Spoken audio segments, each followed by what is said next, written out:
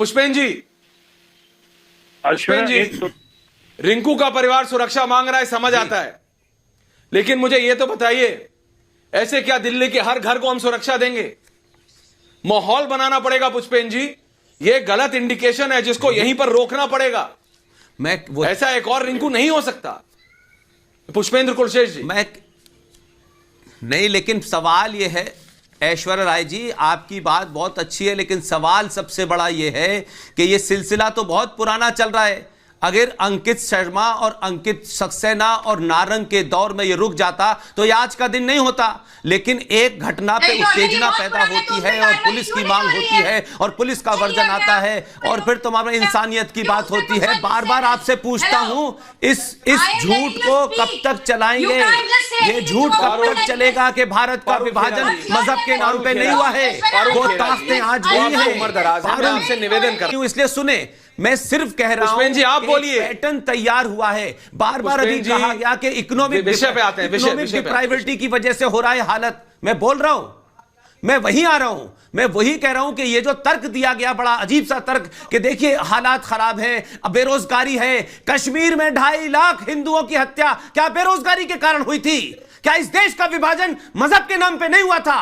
क्या वो force television पे आके कहती हैं कि हम 7 करोड़ थे तो देश बांट दिया था, हम 30 करोड़ हैं तो दोबारा देश बांटे? ये आवाजें क्यों नहीं बंद होती? इन आवाजों के साथ क्यों नहीं अन्याय होता? क्यों नहीं इन लोगों को बंद किया जाता? क्यों इन लोगों को सबक नहीं सिखाया जाता? ये एक तरफा इस देश में धर्मनिरपेक्षता नहीं चल सकती, ये ताकतें नहीं रुकेंगी। मैं बार बार कहता हूं, बहुसंख्यक समाज के शांति और उनके तहम्मुल और पेशेंस का इम्तिहान न ले। मुझे डर है कि अगर इस देश में बहुसंख्यक समाज बिगड़ गया तो फिर कोई नहीं रोक पाएगा। झूठ का पुलंदा बार बार हर हिंदू की हत्या पे न डाला जाए। नहीं, ये मेरे हिसाब से ये राजनीतिक कर रहे हैं, या आरपी सिंह सर भी जो अभी बोल रहे हैं, ये भी बोल रहे हैं कि इन्होंने अंकित शर्मा, अंकित सक्सेना, सबके नाम में ऑडियो में प्रॉब्लम आई थी, बट ये गिनवा रहे थे। बट इसको ये धर्म के तराजू पे ना तोलते हुए, अगर ये सिर्फ लॉ एंड ऑर्डर के पॉइंट ऑफ व्यू से देखे तो ये सिर्फ उसकी चूक है। इसको धर्म से मत जोड़े, इसका धर्म से कोई लेना देना नहीं है। आप दिल्ली पुलिस की अगर देखें, कौन जोड़ रहा है पारुल? वो भी यही बोलिए।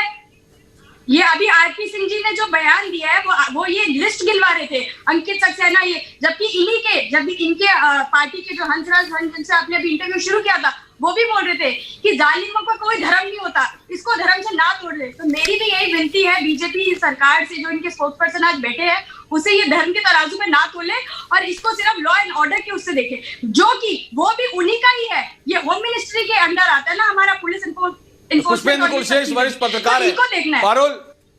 पारुल जी पुष्पेंद्र कुलशेष वरिष्ठ पत्रकार है, वो मेरे साथ जुड़े हुए, मैं जरा उनसे बात करना चाहता हूं। पुष्पेंद्र जी, आप इसे किस नजरिए से देखते हैं? आप बताइए पुष्पेंद्र जी। देखिए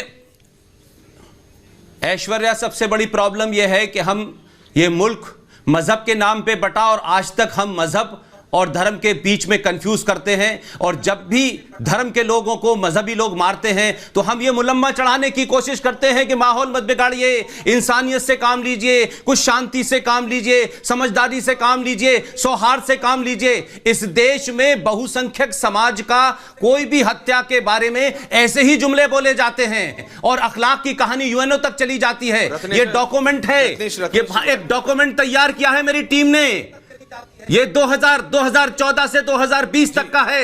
161 हिंदुओं को पूरे देश में मॉब लिंचिंग में मजहब के नाम पे मारा गया है। ये झूठ और पाखंड इसलिए है कि हम लोग सच बात कहने से डरते हैं। सवाल यह है कि अखलाक मारा जाए या अंकित मारा जाए, तो अखलाक का मजहब पता चल जाता है तो अंकित का धर्म पता चल जाता है, तो दिक्कत क्या होती है? सच बोलने की कोशिश कीजिए। क्या अंकित सक्सेना, क्या अंकित शर्मा, क्या ध्रुव सक्सेना, इन तमाम लोगों को जेल में जाने के बाद हुआ क्या आज की डेट में? सवाल सबसे बड़ा यह है कि हम बार बार मजहब से मत जोड़िए, मजहब से मत जोड़िए। तो भाई किससे जोड़ें, किस कारण जोड़ें? मजहब के नाम पे मारा जा रहा है, नारे लगाने पे मारा जा रहा है, तो आप इसको कहेंगे कि नहीं सौहार्द बनाना है। तो भारत के सनातनी हिंदुओं ने इस देश का सौहार्द बनाने का ठेका नहीं ले रखा है कि अपनी बलि देते रहें और जब भी बात हो तो यह कहा जाए नहीं हमें सौहार्द बनाना है। सच को सच मानिए।